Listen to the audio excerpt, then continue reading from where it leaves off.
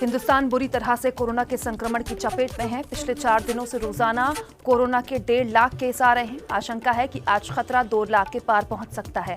21 राज्यों को मिला दें तो नए कोरोना केस 1,95,650 पहुंच जाते हैं। दिल्ली में 24 घंटे में रिकॉर्ड 17,292 नए केसेज आए हैं तो 58,952। वहीं यूपी में बात करें तो 20,510 केसेज आए हैं। कर्नाटक में 11,265 नए मामले सामने आए हैं।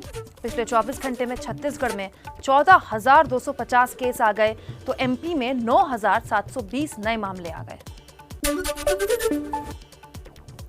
दिल्ली में कोरोना के बिगड़ते हालात को लेकर सीएम अरविंद केजरीवाल सुबह 11 बजे उपराज्यपाल अनिल बैजल के साथ समीक्षा बैठक करेंगे। इसके बाद दोपहर 12 बजे दिल्ली के स्वास्थ्य मंत्री सत्येंद्र जैन, मुख्य सचिव और स्वास्थ्य विभाग के अधिकारियों के साथ बैठक करेंगे। बैठक में कोरोना के मौजूदा हालात पर चर्चा होगी। दिल्ली में अब तक जितने मरीज आए हैं उनमें से 88% मरीज आईसीयू में यानी ज्यादा गंभीर हैं। दिल्ली में पिछले 24 घंटे में रिकॉर्ड 17,252 नए केसेस हैं। दिल्ली में कोरोना मरीजों के बढ़ते आंकड़ों को देखते हुए अस्पतालों में बेड्स की कमी हो गई है। दिल्ली सरकार ने अभी से तैयारियां इसके लिए शुरू कर दी हैं। Banquet hall, school, sports complex अस्पतालों के साथ अटैच करने पर आदेश दे दिए गए हैं। 14 बड़े प्राइवेट अस्पतालों में 3,553 बेड कोविड मरीजों के लिए रिजर्व करने के आदेश दे दिए गए हैं, जबकि 784 बेड पर गैर कोरोना मरीजों और कोरोना के फॉलोअप मरीजों का इलाज होगा। इन अस्पतालों में sir Gangaram, max Saket, Fortis अस्पताल शामिल हैं। इसके अलावा अपोलो, सरिता विहार, होली फैमिली, मैक्स शालीमार बाग, वेंकटेश्वर हॉस्पिटल भी शामिल हैं।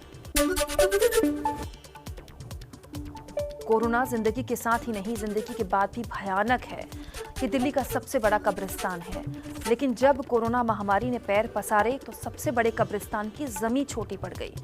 दिल्ली में करीब रोजाना कोरोना से 100 से ज्यादा लोगों की मौत हो रही है और जदीद अहले कब्रिस्तान में शवों के लिए सिर्फ 200 की ही जगह बची है। दिल्ली में कोरोना हर दिन पैर पसार रहा है। ऐसे में कोरोना जिंदगी के साथ और जिंदगी के बाद भी लोगों पर किस तरह से कहर बनकर टूट रहा है। क्या नेता, क्या जनता, कोरोना के बढ़ते मामलों के बाद भी लापरवाही में कोई कमी नहीं है। नतीजा यह है कि मौत का आंकड़ा बढ़ रहा है। बनारस के हरीश चंद्र घाट पर रोज 20 से 30 शवों का अंतिम संस्कार किया जा रहा है। इतनी संख्या में अंतिम संस्कार के बीच भी इंतजार की स्थिति बनी हुई है। मौत के इन बढ़ते आंकड़ों के बीच शवों को जलाने के लिए घंटों का इंतजार करना पड़ रहा है। पिछले 24 घंटे में उत्तर प्रदेश में कोरोना केस 20,000 के पार हो चुके हैं। लखनऊ में कोरोना के मरीजों और मौत का आंकड़ा बढ़ता जा रहा है। हालात यह है कि शमशान घाट हो या कब्रिस्तान, दोनों जगह शवों के अंतिम संस्कार के लिए अब लोगों को इंतजार करना पड़ रहा है। लखनऊ के भैंसाकुंड शमशान घाट में तो एक शव के बाद दूसरा और दूसरे के बाद तीसरा और तीसरे के बाद चौथा, ये सिलसिला खत्म ही नहीं हो रहा। जो हाल शमशान का है वही हाल कब्रिस्तान का है। यहाँ भी शवों को दफनाने के लिए जमीन कम पड़ रही है। पहले एक दिन में 4 से 5 शव आते थे, अब 30 से ज्यादा शव दफनाए जा रहे हैं। कब्रिस्तान प्रशासन ने हालात से निपटने के लिए कर्मचारियों की तादाद बढ़ाई, लेकिन स्थिति काबू में नहीं। कुछ और खबरें जान लेते हैं इत्मीनान से। कोरोना के बढ़ते संकट के बीच कल प्रधानमंत्री मोदी ने सभी राज्यों और केंद्र शासित प्रदेशों के राज्यपालों और उपराज्यपालों से चर्चा की। इस संवाद में पीएम ने कहा कि केंद्र सरकार वैक्सीन की उपलब्धता मुहैया कराने के लिए प्रतिबद्ध है। सरकार रेमडेसिविर के उत्पादन को बढ़ाने की मंजूरी दे चुकी है। जांच, संपर्क और उपचार के फॉर्मूले पर जोर देने की जरूरत है। आरटी-पीसीआर टेस्ट पर जोर देने की जरूरत है। पीएम की राज्यपाल और उपराज्यपालों के साथ इस बैठक में उपराष्ट्रपति वेंकैया नायडू और गृह मंत्री अमित शाह भी मौजूद थे। महाराष्ट्र में बीती रात 8 बजे से अगले 15 दिनों के लिए लॉकडाउन जैसी पाबंदी लागू हो चुकी है, लेकिन इस पाबंदी के बावजूद असर खास तौर पर नहीं दिख रहा। मुंबई के अंधेरी और लोकमान्य तिलक टर्मिनस में बेकाबू भीड़ दिखाई दी।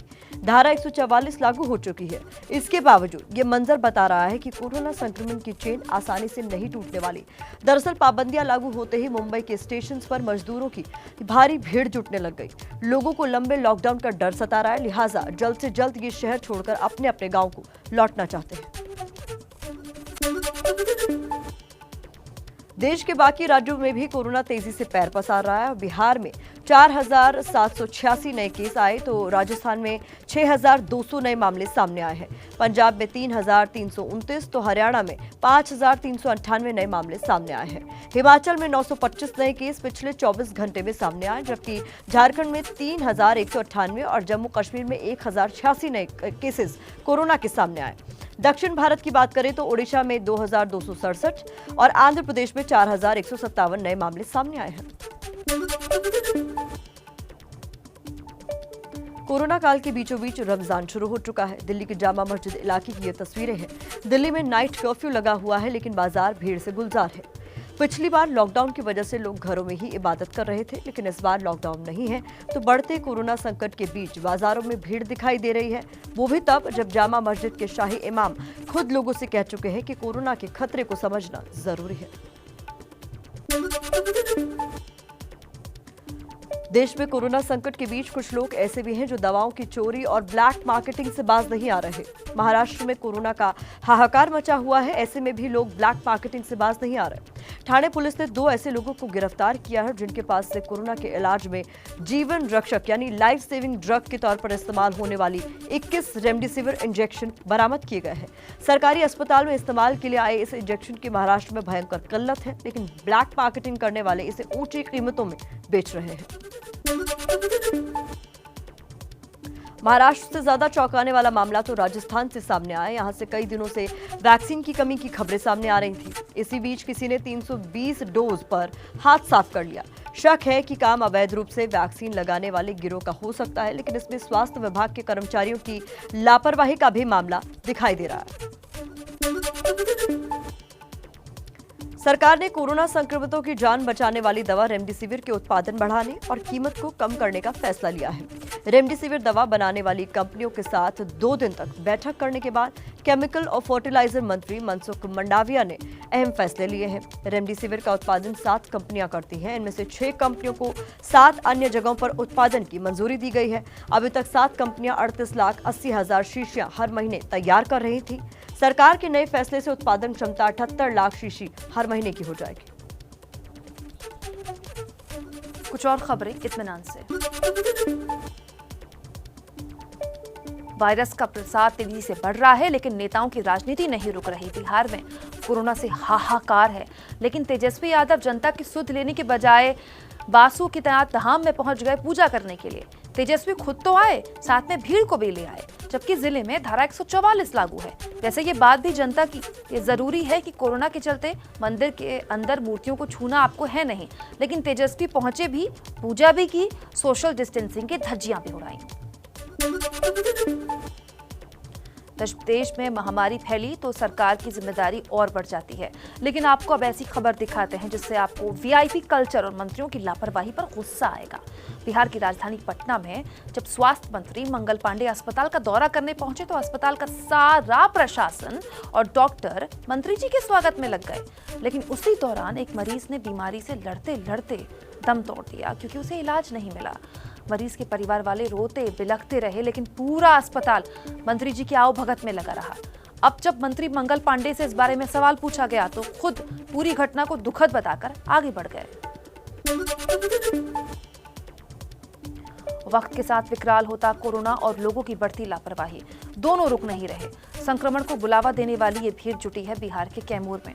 कोरोना के चलते माता मुंडेश्वरी के मंदिर में ताला लगा है, लेकिन फिर भी लोग बाहर भीड़ लगाकर पूजा कर रहे हैं। भीड़ जुटी तो सोशल डिस्टेंसिंग की धज्जियां तो उड़नी थी, लोगों के चेहरे तक मास्क भी नहीं थे।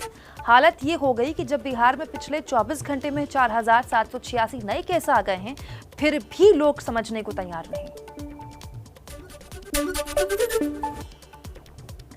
बिहार के बाद अब हरियाणा का हाल देख लीजिए। रोहतक में ये भक्त जुटे हैं अपनी जान जोखिम में डालकर भगवान से खुद की रक्षा की उम्मीद को लेकर। शीतला माता मंदिर में लगी है ये भीड़। खुद कोरोना के खतरे को क्या ये नहीं बुलाती? लेकिन जब भक्त खुद अपनी जान लेने पर उतारू हों तो कोई कुछ क्या करे? कहीं ऐसा ना हो कि मंदिर में लगी ये भक्तों की लाइन कल कोरोना मरीजों की लाइन बन जाए। ये वो भीड़ है जो लोकतंत्र को मजबूत करने की तैयारी में जुटी है। उत्तर प्रदेश के झांसी की तस्वीर है। ये वो पोलिंग पार्टियां हैं जो मतदान बूथ पर जाने की तैयारी कर रही हैं। इस भीड़ में सोशल डिस्टेंसिंग से बनी दूरी साफ दिख रही है। अब ऐसे में अगर कोरोना विस्फोट होगा तो कौन जिम्मेदार है? वो भी तब जब देश में यूपी उन 5 राज्यों में है जहां सबसे ज्यादा नए केसेस आ रहे हैं। पिछले 24 घंटे में राज्य में 20,510 नए मामले आए हैं।